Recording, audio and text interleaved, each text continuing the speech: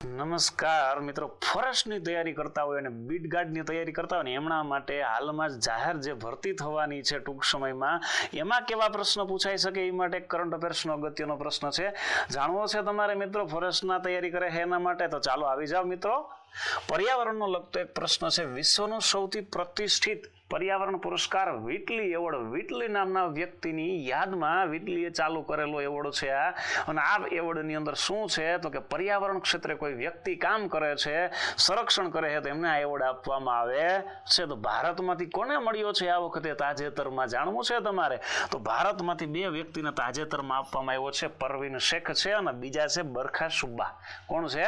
બરખા સુબ્બા નામના વ્યક્તિને. મિત્રો, તો આ એવોર્ડ પ્રથમવાર કોને મળ્યો છે જાણવું છે? તો પ્રથમ આ એવોર્ડ મેળવનાર છે અમાન્ડા વિન્સેન્ટ. સાહેબ, એમને ક્યારે મળ્યો છે? જ્યારે એવોર્ડની શરૂઆત થઈ ને 1994માં, ત્યારથી જ એમને એવોર્ડ આપવામાં આવે છે. મિત્રો, આવા જ ફોરેસ્ટને લગતા અને અન્ય પરીક્ષાને લગતા પ્રશ્નો તમારે જાણવા છે? લાઈક કરો અને શેર કરો.